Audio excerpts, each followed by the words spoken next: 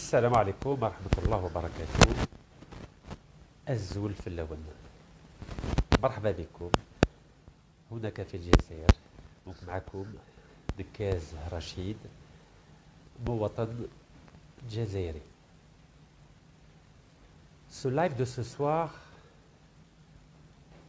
s'adresse principalement au roi du Maroc, Sa Majesté Mohammed Sadis, fils du roi Hassan Thani, petit-fils du roi Mohammed Al-Khamis, le Vénérable, et arrière-petit-fils du sultan Moulay Youssef, dont nous aurons l'occasion de parler dans les minutes qui suivent, Inch'Allah. Sa Majesté, si je me suis permis ce soir de m'adresser à vous directement, c'est à cause de la situation extrêmement inquiétante entre nos deux pays, c'est-à-dire le Royaume du Maroc et la République algérienne. Avant de commencer, je tiens à préciser le cadre de mon intervention et de mon message.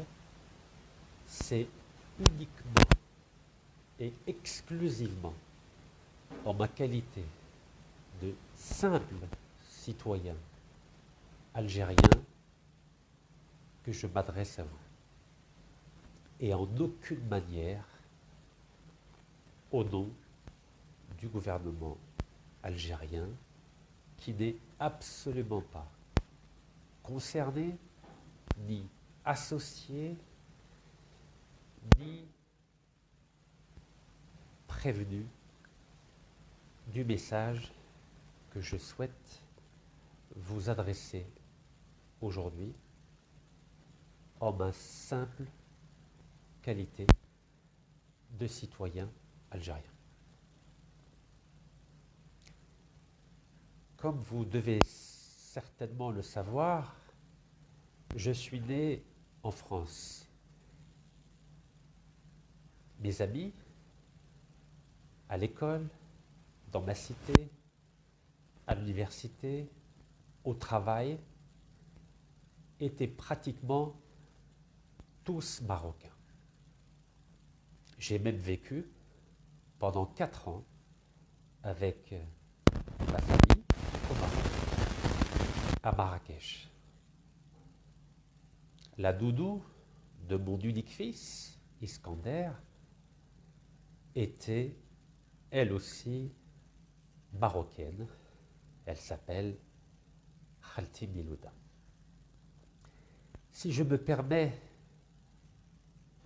ces informations, c'est pour que vous sachiez que je n'entretiens absolument aucune haine, aucune frustration, aucun ressentiment à l'égard du Maroc ou des Marocains. Malheureusement, dans mon pays, en Algérie, où je vis depuis 2013, le peuple algérien n'a pas eu l'occasion de côtoyer les Marocains, aussi bien à l'école, dans les cours de récréation, dans les villages, à l'université, au travail ou dans l'administration.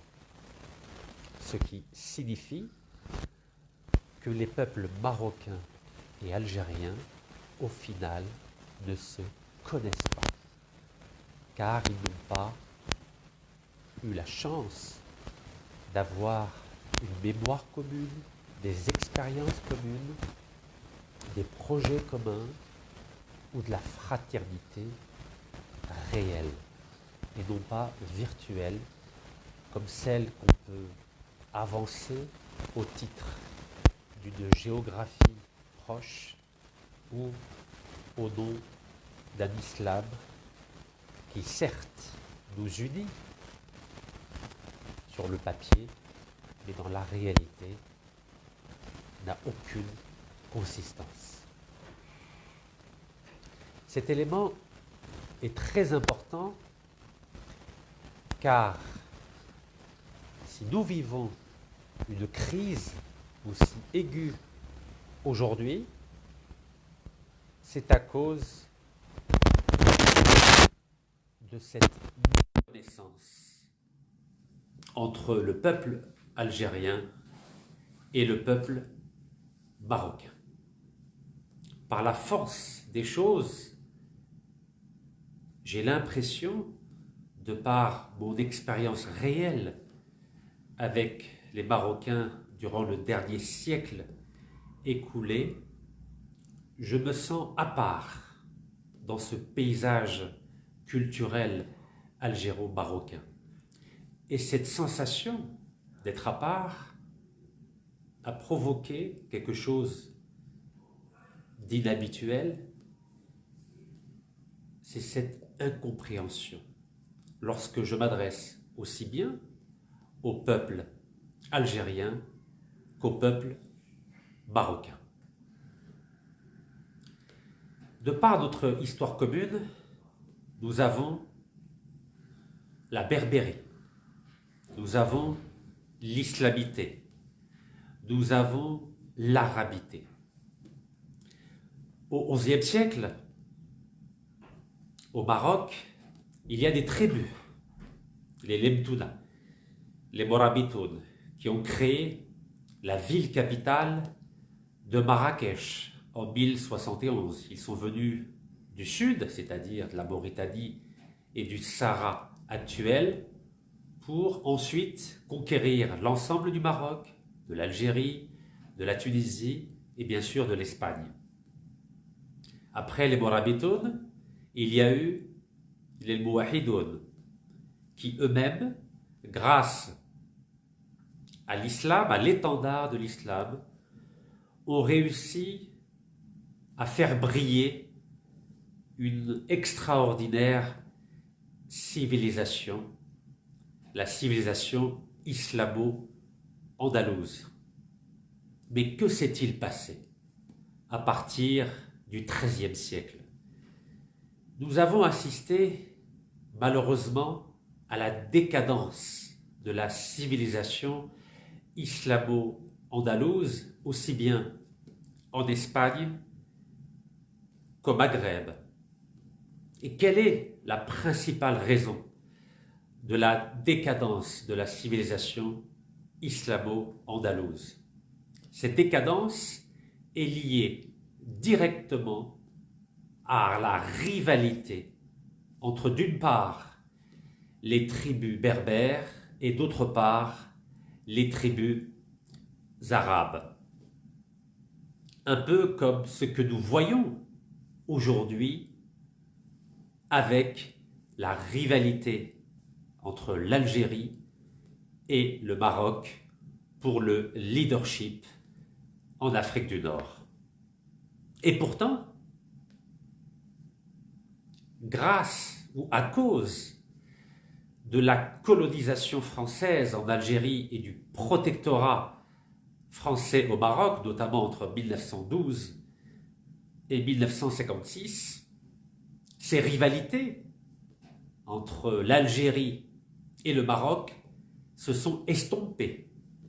Nous avons, Algériens et Marocains, fait front commun contre un ennemi commun, en l'occurrence la France. C'était une espérance formidable qui rappelait la splendeur de la civilisation islamo-andalouse au Maghreb et en Espagne. Mais malheureusement, et je pèse mes mots, les indépendances sont arrivées en 56 au Maroc, en 62 en Algérie.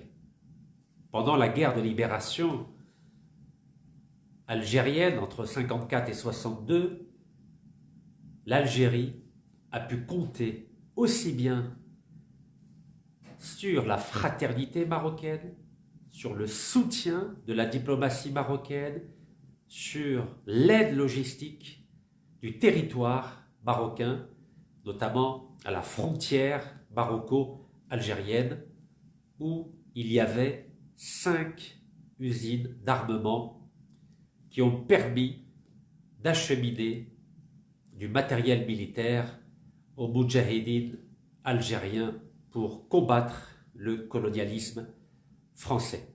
Et en cela, le peuple algérien sera toujours reconnaissant de l'effort de guerre qu'a consenti le royaume chérifien, avec à sa tête feu le roi Mohammed al-Khamis.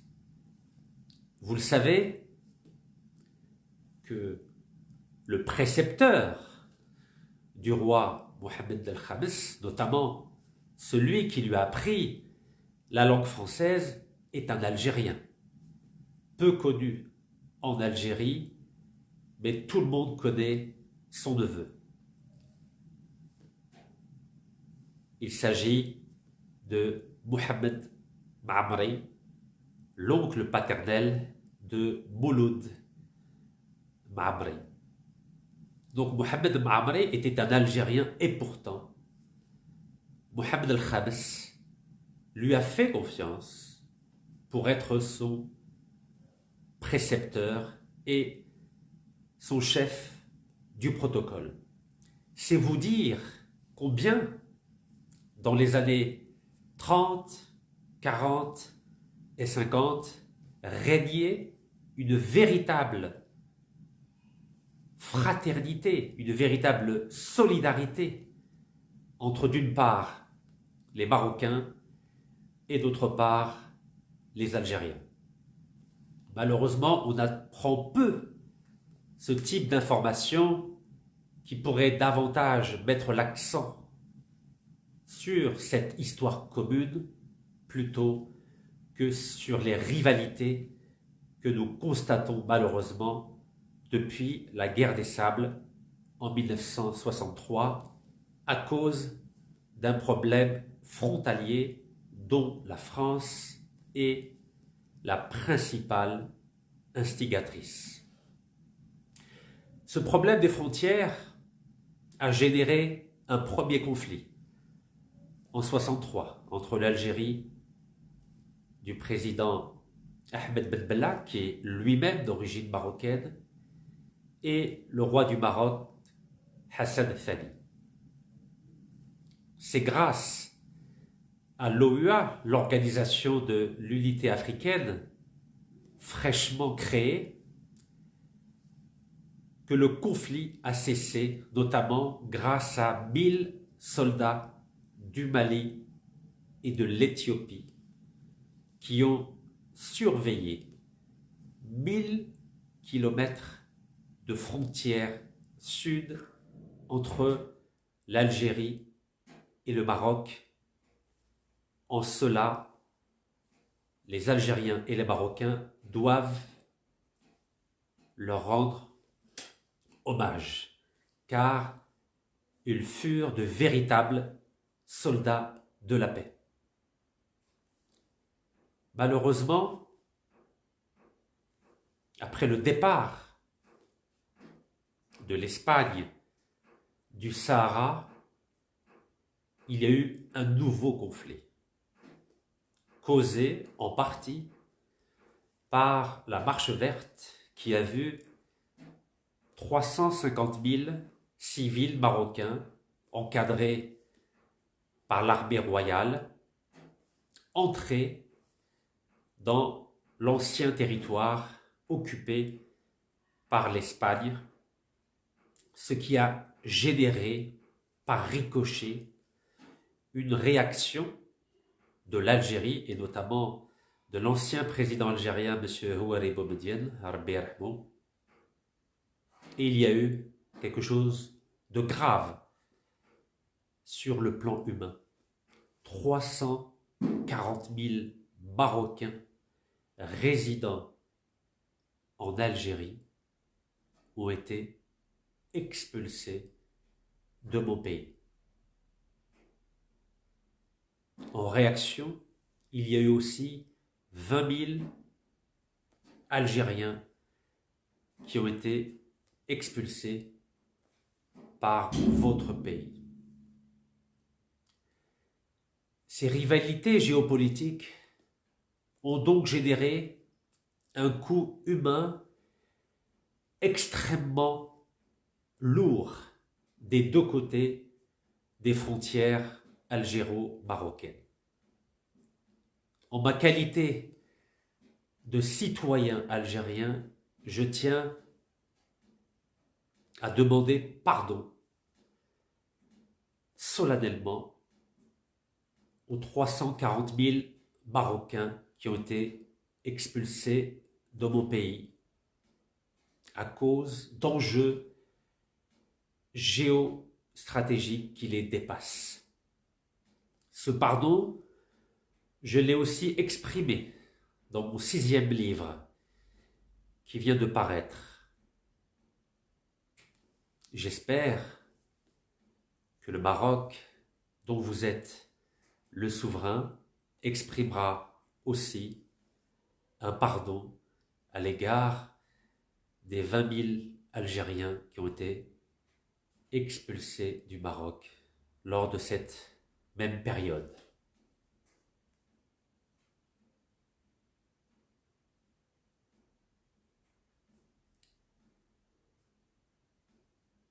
Non seulement nous avons eu un problème frontalier en 63, mais nous avons eu donc ce problème, certains diront, de post-indépendance suite au retrait des troupes espagnoles du Sahara, d'autres diront de récupération d'un territoire qui appartient ancestralement au royaume chérifien. Bref, aujourd'hui nous avons 2 lourds contentieux. Le premier, celui des frontières, a été réglé en théorie par feu le roi Hassan Thani et par feu le président Wali Boumediene, Rabbi Yarhamou. Malheureusement, suite à la publication sur ma page Facebook d'une proposition personnelle d'un condominium algéro-marocain sur le Sahara, ces rivalités, ces frustrations, ces haines sur des frontières qui en théorie ont été réglées depuis 50 ans, ont rejailli. Le deuxième problème, c'est celui du Sahara, qui est pendant depuis 47 longues années et qui a généré un coût humain, un coût financier, un coût militaire, un coût économique, un coût politique, un coût diplomatique, un coût géopolitique extraordinaire, dont on aurait pu faire l'économie s'il y avait des deux côtés, aussi bien du côté marocain que du côté algérien, des femmes et des hommes de bonne volonté pour mettre fin à ces conflits.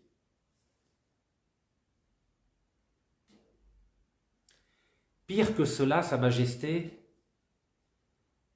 la situation s'est empirée à partir de 2020, notamment lorsque les États-Unis d'Amérique ont reconnu la souveraineté du Maroc sur le Sahara en échange de l'établissement de relations diplomatiques entre le Maroc et Israël.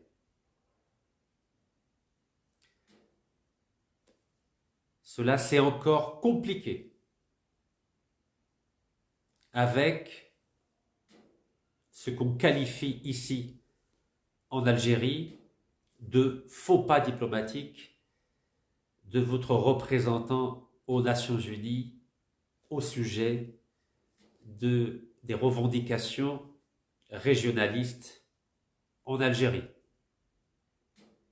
Ensuite, il y a eu une déclaration hasardeuse d'un officiel israélien sur l'Algérie. Mon pays, dont je ne suis qu'un simple citoyen, a décidé le 24 août 2021 de rompre les relations diplomatiques entre l'Algérie et le Maroc. Puis, il y a eu la fin de l'exploitation du gazoduc entre l'Algérie et le Maroc à partir du 31 octobre 2021.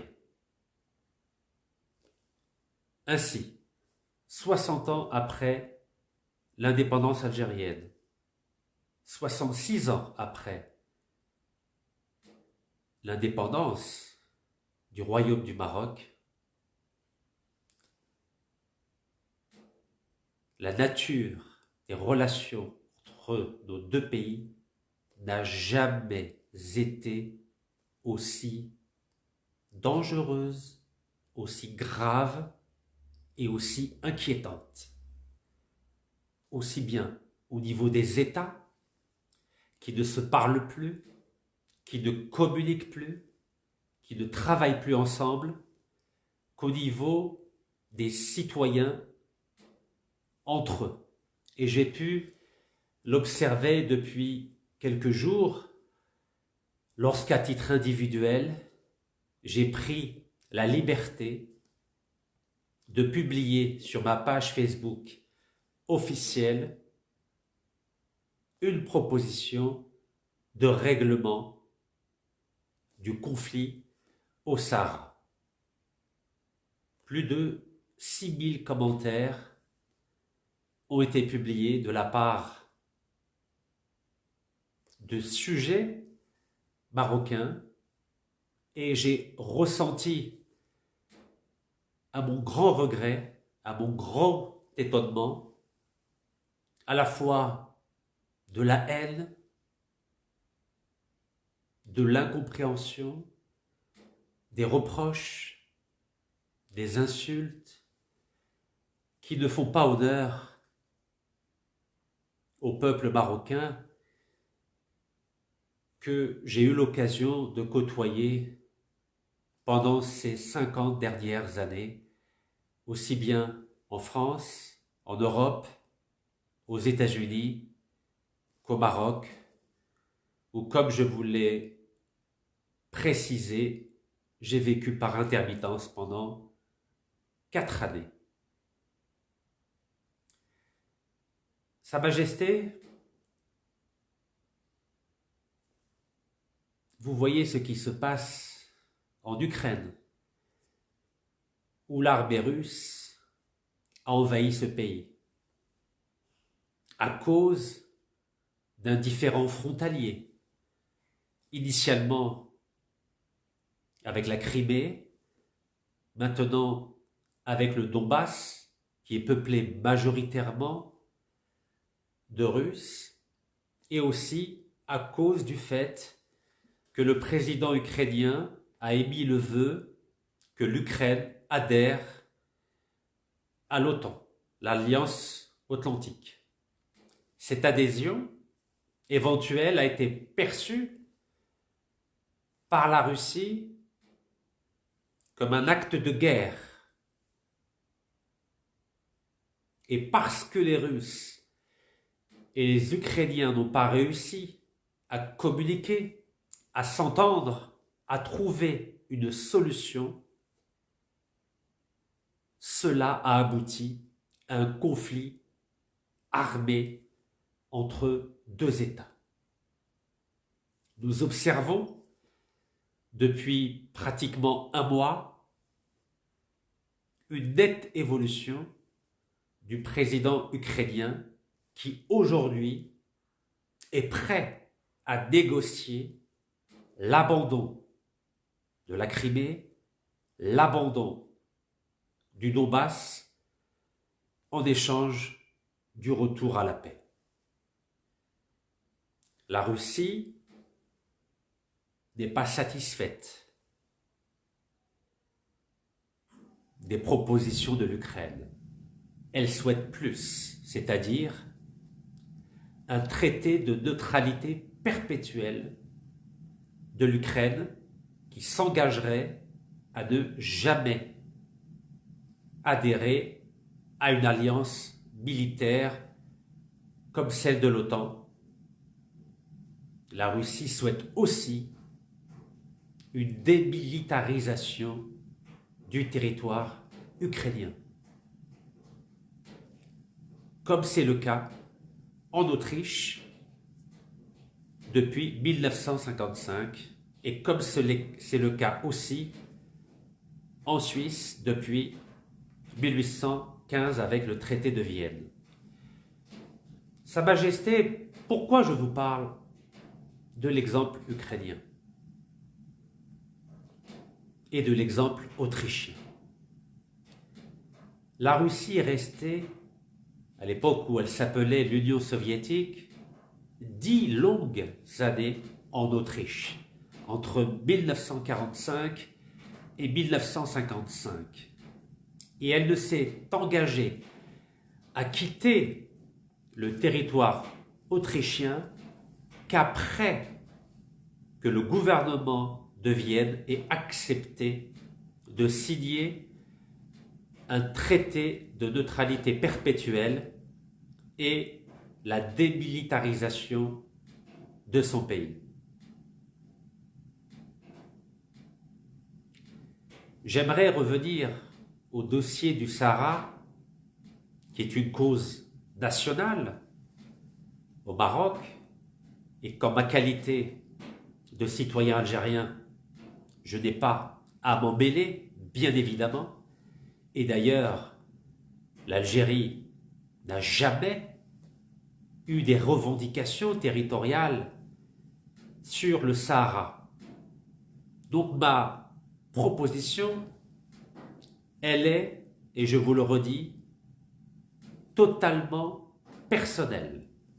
C'est la proposition d'un citoyen algérien qui essaye de trouver une solution à ce conflit où ni l'Algérie, ni le Maroc, ni le Polisario, ni les Nations Unies, ni les États-Unis, ni l'Europe, ni la Russie, ni la Chine, ni la Ligue arabe, ni l'Union africaine, ni l'Organisation de la coopération islamique n'ont réussi à ce jour, après 47 ans, à trouver une solution.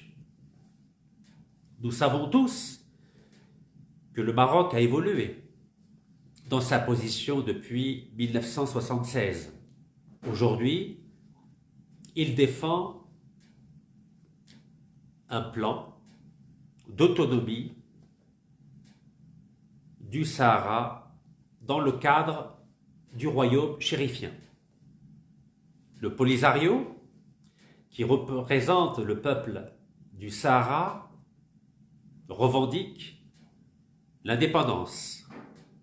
Pour sa part, l'Algérie, fidèle à son respect de la Charte des Nations Unies, demande à ce qu'il y ait un référendum et qu'à la suite de ce référendum, où le peuple sahraoui donnerait son avis,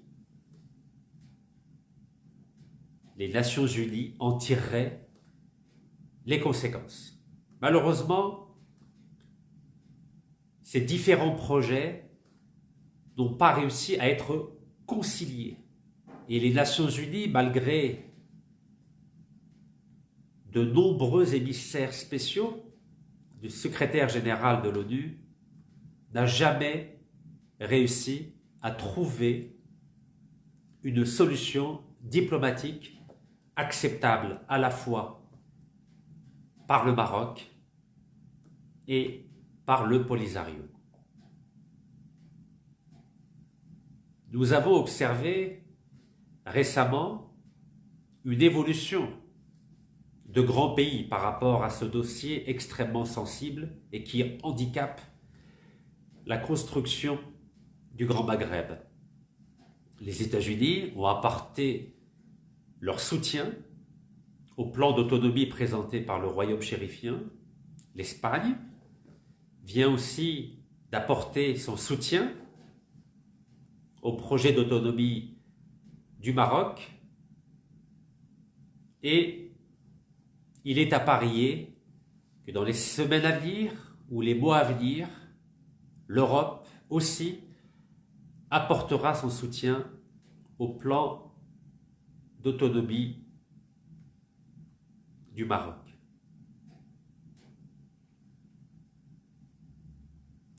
Que risque-t-il de se passer ?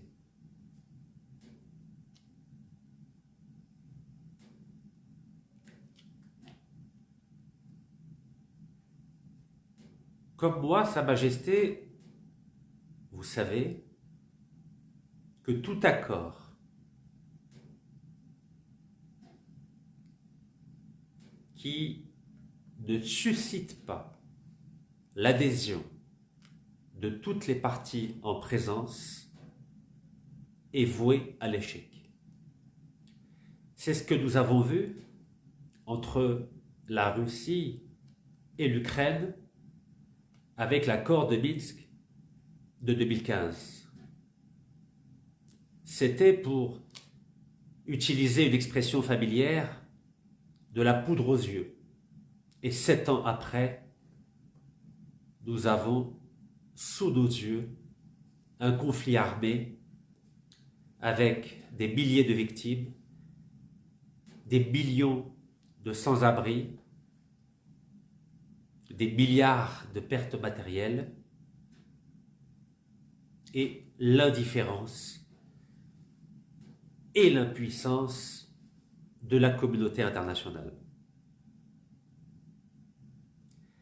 Sa Majesté, je crains et j'espère avoir tort que si le plan d'autonomie que vous avez soumis et qui va certainement obtenir l'adhésion d'un nombre important de pays occidentaux devait être conclu ou obtenir l'adhésion de puissances importantes dans le monde, je crains que nous nous orientions vers un conflit armé entre le Maroc, le Polisario et l'Algérie. J'espère évidemment avoir tort, mais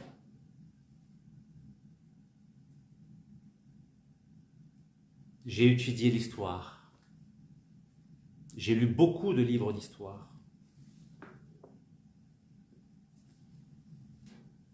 Jacques Berck, Oulama, fondateur insurgé du Maghreb.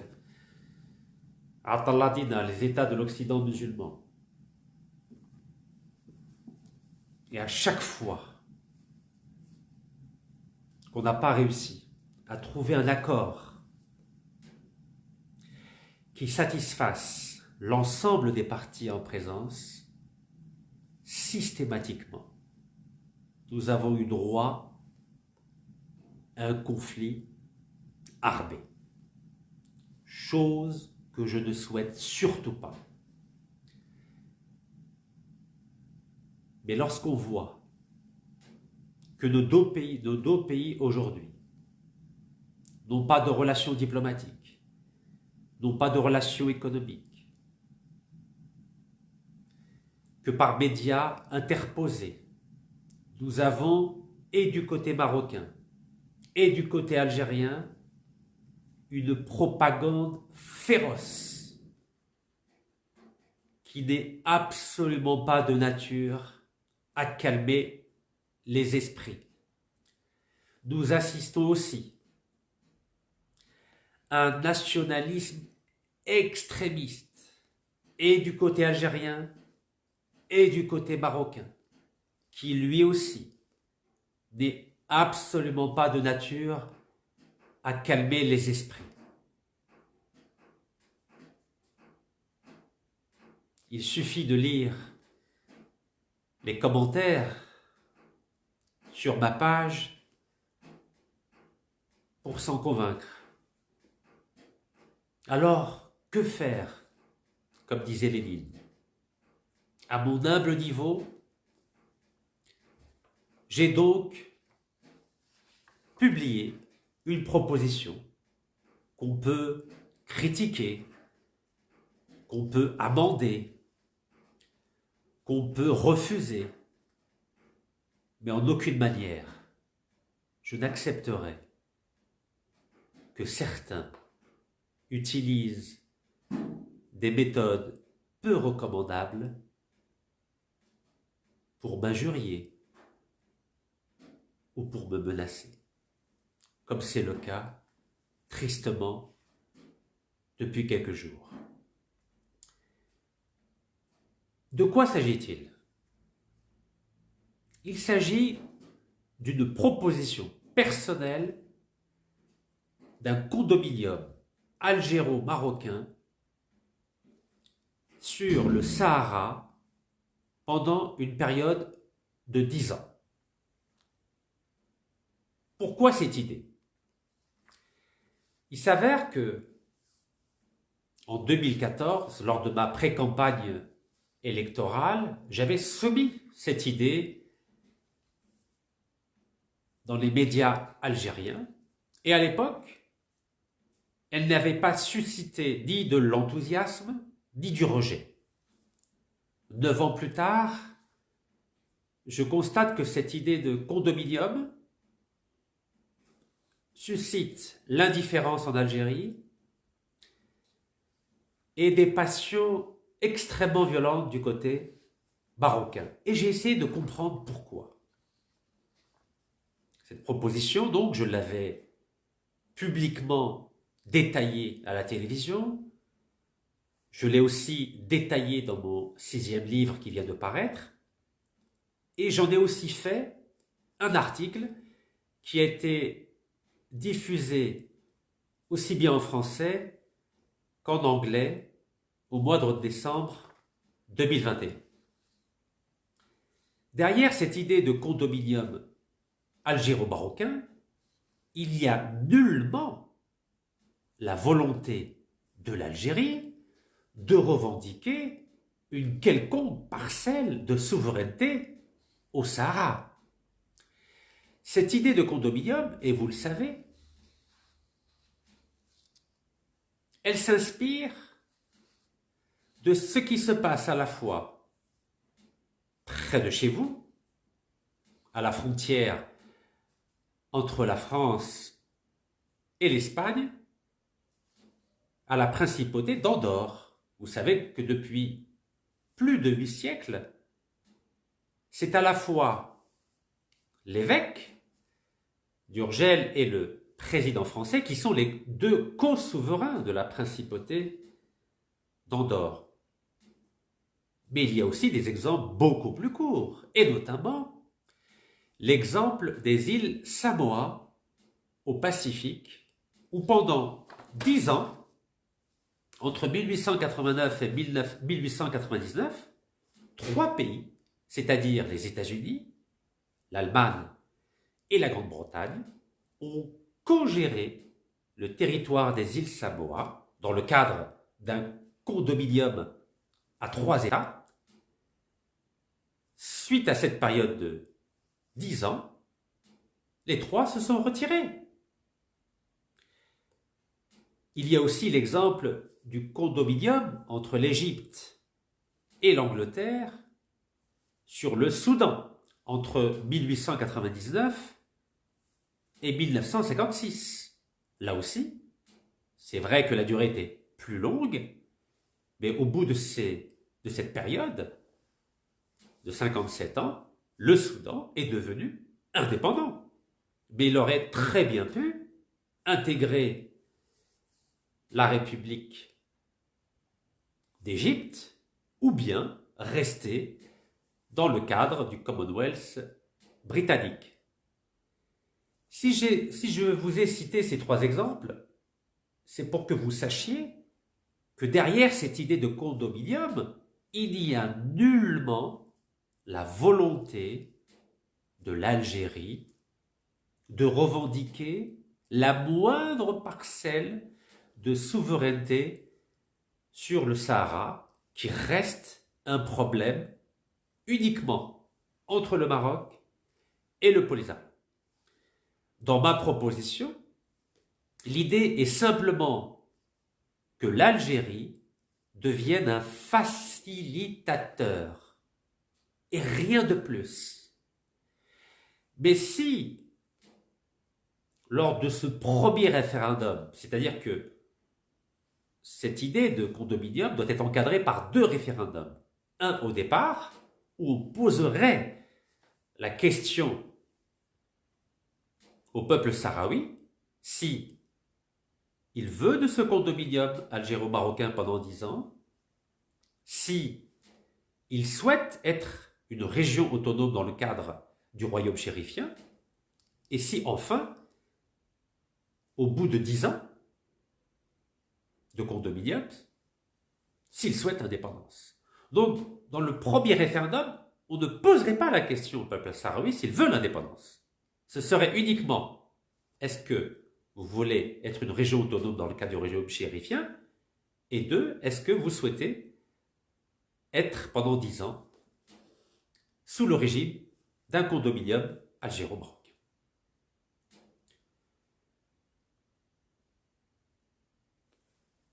Au travers de cette précision, j'espère que vous comprendrez que ma proposition n'a qu'un seul objectif. C'est tenter de régler le problème du Sahara afin qu'il n'y ait plus aucun autre prétexte pour que nous puissions rétablir et les relations diplomatiques et les relations économiques et surtout relancer notre rêve commun qui est celui de l'union du Grand Maghreb ou l'union nord-africaine. Comme cela est le cas en Europe avec 27 pays qui sont pour certains des républiques et d'autres des monarchies. Je constate après 66 et 60 ans d'indépendance que nous n'avons fait que reculer par rapport à ce rêve commun, ce rêve supranational de Grand Maghreb. Malgré les belles espérances à l'époque de Messali el-Hajj, de Alal el-Fassi, et même à l'époque du feu roi Hassan Thani et du feu président Chadli Ben Jedid, lorsque il y a eu le beau rêve de Marrakech le 17 février 1789, où cette machine de l'union du Grand Maghreb avait été relancée. Malheureusement, 5 années après, il y a eu l'imposition de visas d'un côté et la fermeture des frontières algéro-marocaines de l'autre. Je crois, sans vous froisser,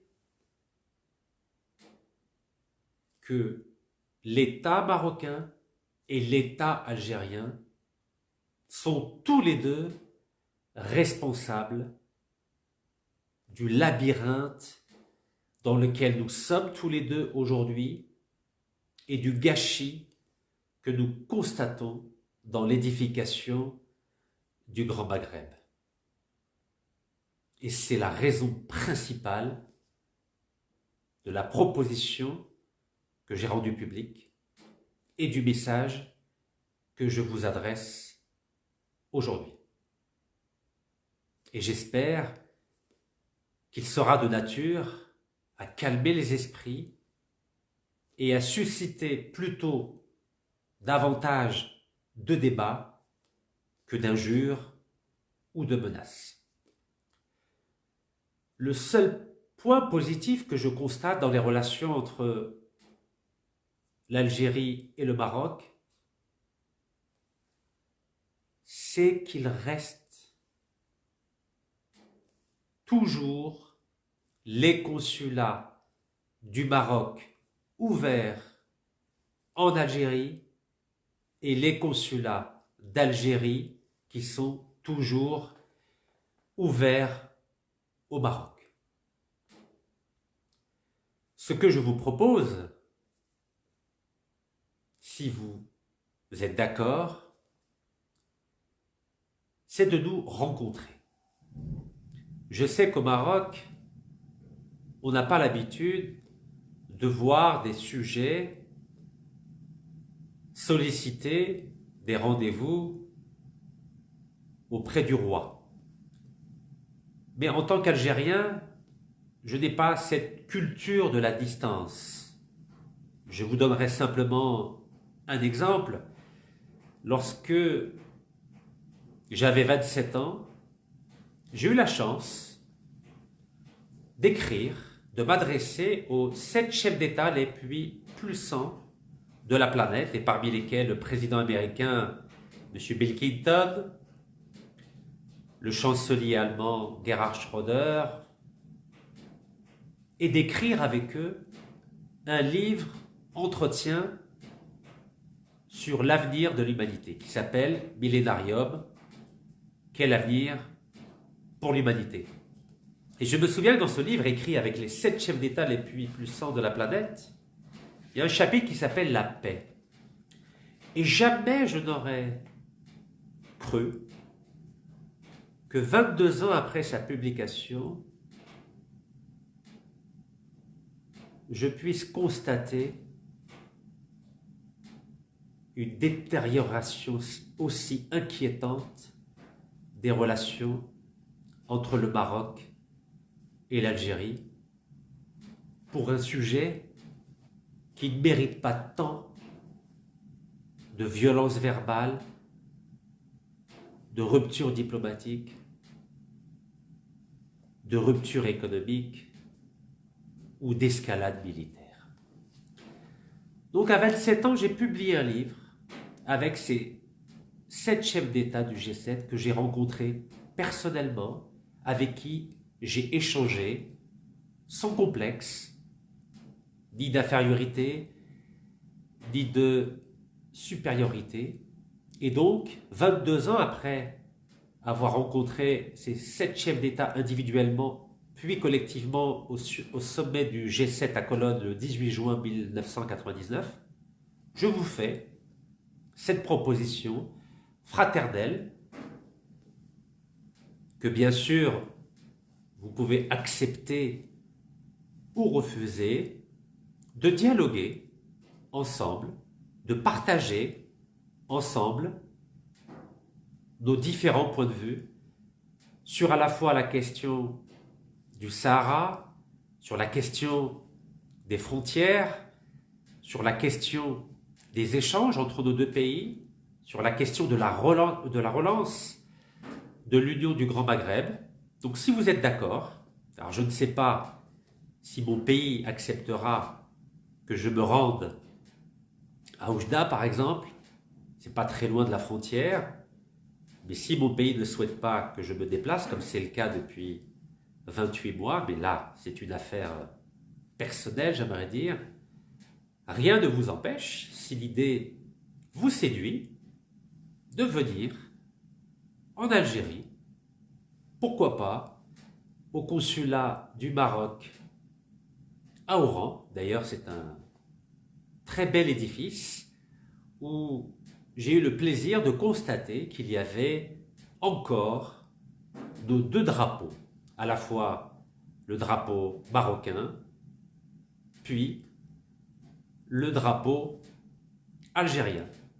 Donc je vous fais tout simplement cette proposition.